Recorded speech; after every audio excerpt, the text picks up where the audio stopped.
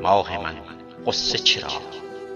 آسمان را بنگر که هنوز بعد صدها شب و روز مثل آن روز نخست گرم و آبی و پر از مهر به ما میخندد. یا زمینی را که دلش از سردی شبهای خزان نشکست و نگرفت، بلکه از عاطفه لبریز شد و نفسی از سر امید کشید.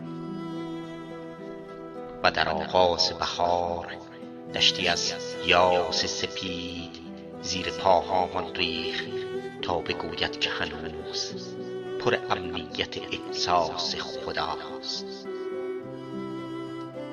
ماه من غصه چرا؟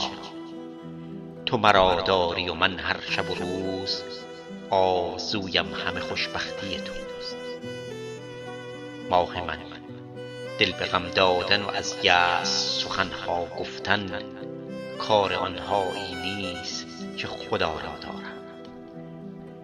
ماه من غم و اندوه اگر هم روزی مثل باران بارید، یا دل شیشه ایت از لب پنجره عشق زمین خورد و شکست، با نگاهت به خدا چتر شادی وا کن و بگو با دل خود که خدا هست، خدا هست، خدا هست هنوز.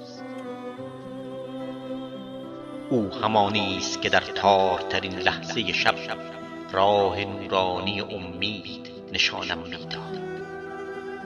او همانی است که هر لحظه دلش میخواهد همه زندگیم غرق شادی باشد. ماه من غصه اگر هست بگو تا باشد، معنی خوشبختی بودن اندوه است. این همه غصه و غم، این همه شادی و شور، چه بخواهی و چه نه میوه یک باغند.